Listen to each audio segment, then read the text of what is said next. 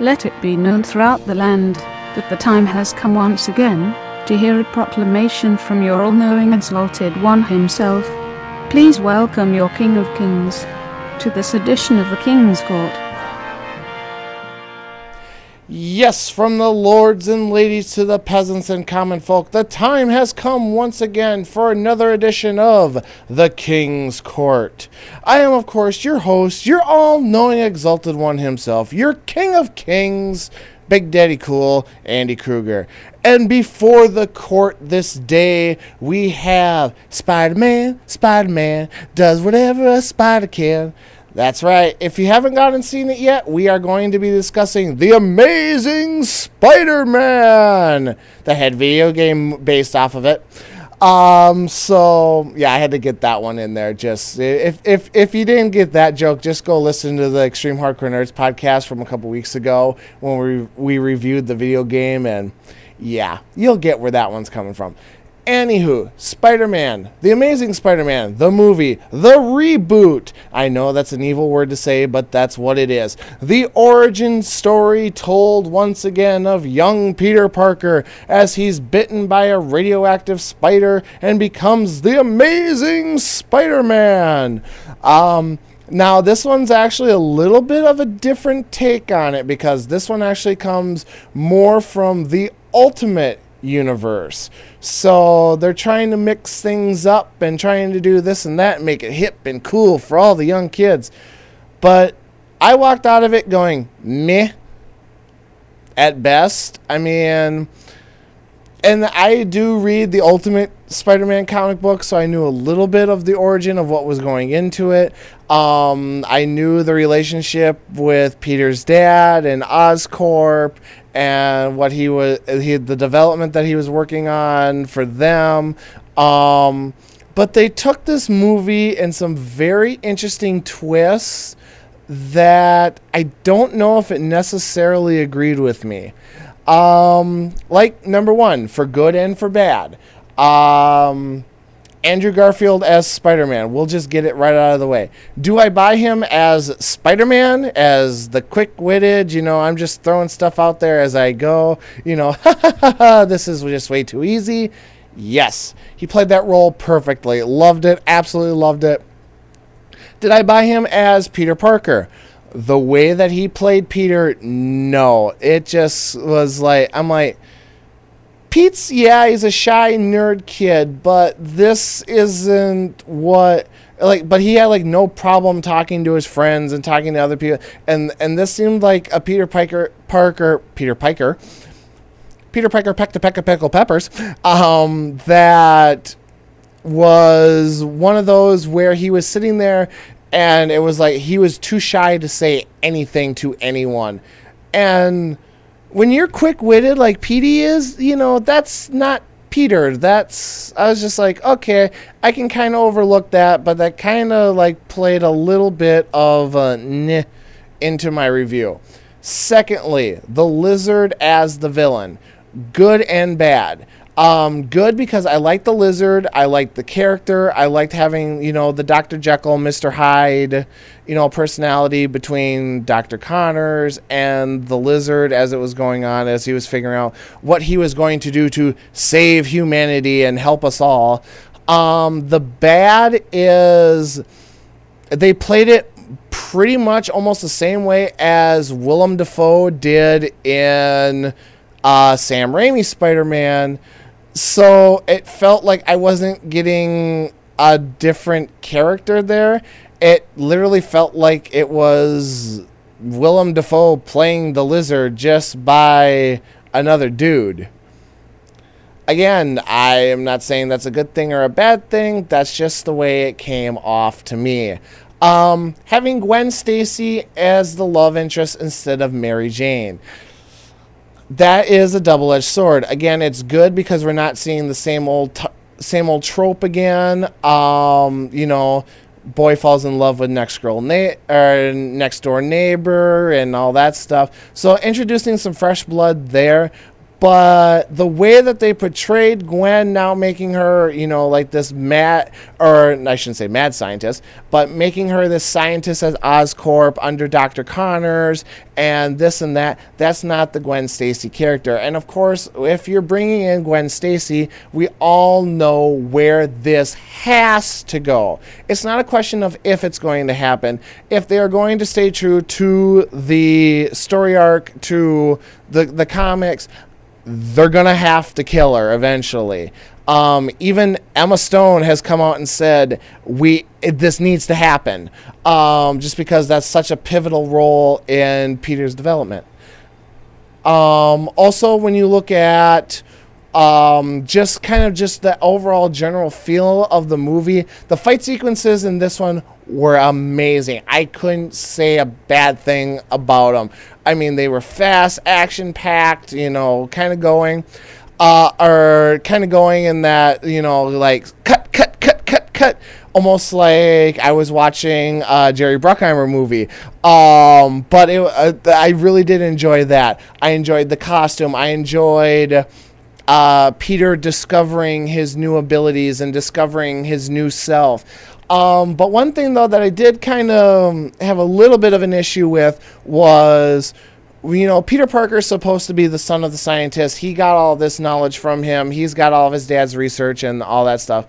But yet he's still, part of Spider-Man is once he was bitten by the spider, he kind of inherently became known as knowing the formula to kind of make your own webbing. And that wasn't there. It kind of was there. But rather than him coming up with it, he just designed the web shooters. He essentially just bought his webbing from Oscorp. Like, literally, there's a scene where he's watching a computer screen going, hey, our new tension wire can hold da-da-da-da. And next thing you know, he's holding a box of it. And I'm just like, really? That's not Spider-Man. That's literally ordering shit off Amazon. So that one kind of put a little pit in my stomach. The Lizard basically being Wolverine in this movie did not sit well with me at all. I mean, yes, I know the Lizard's supposed to have regenerative powers and, be able to heal and this or that. That's what makes him one of Spidey's deadliest foes. But the last time I checked, he didn't have a healing factor like Wolverine where, he could stand there and keep getting shot and literally just, okay, I'm good to go again. Now, I'm not saying I'm the biggest Spider-Man fan. I'm not saying I'm the biggest Lizard fan. Someone may correct me on this. If you do, thank you for that. I appreciate it. But that didn't seem right to me. That one didn't fit well. Also, no Daily Bugle or no J. Jonah Jameson. The last time I checked, that was a big role in the Spider-Man universe. And the only thing that we got was a little itty-bitty clip of a Daily Bugle just kind of saying Spider-Man, That was it. Really, really felt left down by that. That's one of those essential things that you need to have. Also, when the Uncle Ben speech, it didn't come across as, this great important speech. It came off more as I'm yelling at Peter because he's my son, but yet Peter right away turned around and said, well, if this is such an important lesson to learn and this and that, why isn't my dad here to teach me? So right away, the big lesson he's supposed to learn, with great power comes great responsibility. Technically, that line was never said in the movie, but it was still... That speech was negated right away. The importance of it was taken away.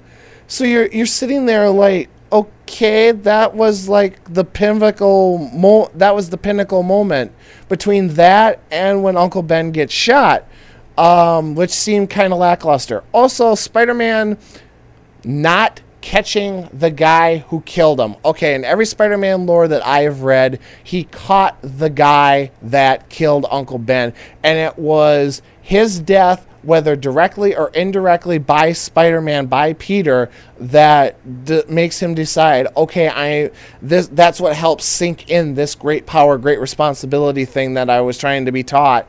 And okay, so this is what I need to do. That's not in here. The best they have is, oh, well, this lunatic is running around going after the same kind of guy with the same build, same facial hair, same, features and this or that. So he's sloppy. We'll catch him. There's no problem with that. What? Yeah, no, that one really kind of stuck in my craw at the end of the movie. Also, when you sit back and it sounded like, going back to the speech, Uncle Ben's voicemail that he left Peter the night that he died seemed to have more of an impact than the Great Responsibility speech. Again, it's like, there's certain things, if you're doing a reboot, which, let's make no mistake about it, that's what this is, need to be there. That's why I felt very disappointed by this. Also, how Spider-Man, or how Peter reveals that he's Spider-Man to Gwen. It's no, let me save her, let me get caught in the heat of battle. It's, I want to tell somebody and I don't know how to do it, and I've got this really hot chick in front of me and she's walking away from me. So, okay, spiderweb, and I'll pull her back. And it's like, holy crap, you're Spider-Man. I'm Spider-Man, baby. And let's start the makeout session. Yeah. So like I said, before I go down, the one big thing that really got in my craw with this, it was one of the coolest scenes to see in the movie, but also, especially this early in Spider-Man's career, this would never happen. There's a scene close to the end of the movie where Spider-Man is trying to get to Oscorp to stop the Lizard, and he's been wounded, he's hurt, he's having a hard time getting there. Earlier in the movie, he saved this gentleman's son from a car crashing into the river. If you've seen the trailer, you've seen that clip. Well, this guy happens to be a crane operator for the city of New York. So what does he do? He tells all the union guys, hey, we're pulling a favor for Spider-Man. Swing your cranes out to the street so we can give him a clear shot all the way to Oscorp. And they do it!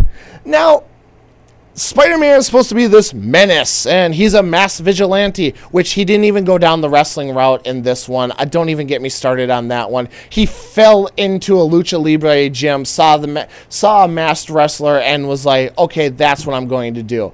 I'm not even going down that one. But the fact that all these people are trying to get behind Spider-Man to help him, to save the city and this or that. Yeah, some people like Spider-Man, but that was the thing, is you have J. Jonah Jameson and the Daily Bugle sitting there saying he's a menace to society and he can't be trusted and all these things. And that's a direct slap in the face of the comic books and what you get with this, with the city trying to help Spider-Man save the day, and you're just like, no! That, if it was, like I said, it was cool to see, and it was one of those that it was a great moment, but it should not have been there in the first movie. So, lots of plot holes, lots of issues. Story did feel kind of complete with where they left it. I didn't like what they did with the whole Norman Osborn thing. I'm going to save that spoiler for you to actually go see the movie, because somebody makes a special guest cameo at the end. You don't see him, but you hear him. So I have high hopes that we'll see that come back into play in the next one, which, don't get me wrong, there will be a next one. But it was one of those, I walked out of it just kind of going, okay. I sat here for 2.5 hours and I don't know what to feel. I don't know what to say. If somebody asked me walking right out, what'd you think? My answer was meh. So take it with what you will. Like I said, there are some great things to go see in it. There are some things that really got stuck in my craw. Is it worth seeing? Absolutely. If you're a comic book fan, do you want to see it? Yes. Now, are you going to be happy with it? Of course, that's everyone's opinion.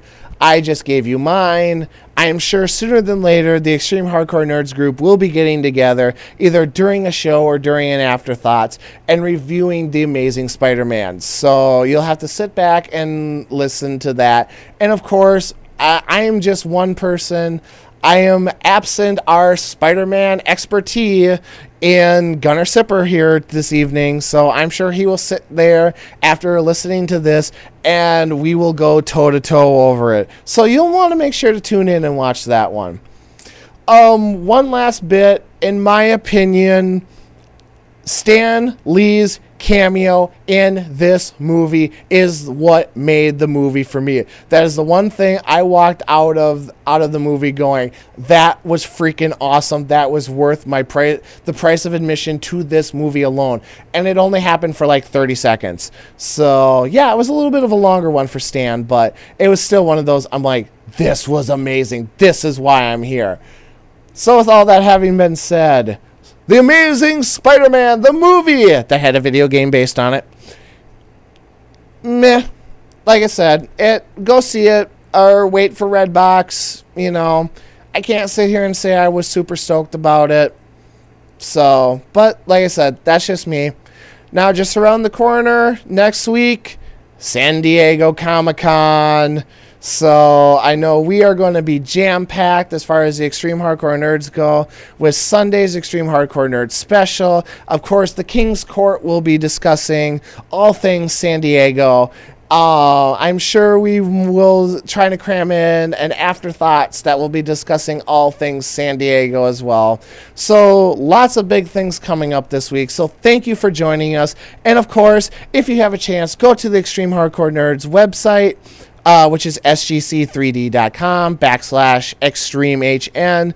And if you need to purchase anything, we do have a link available there that allows you to order things off of Amazon.com at no additional cost to you, and we get a small portion of your purchase sent back to us to help us with growing and expanding our wonderful podcast community, and of course getting in some new equipment which will allow us to do a lot more things in the future. We have a lot of big plans coming up. We have a lot of things that we're trying to execute. So thank you to all of our wonderful fans who stay with us and download the podcast each and every week.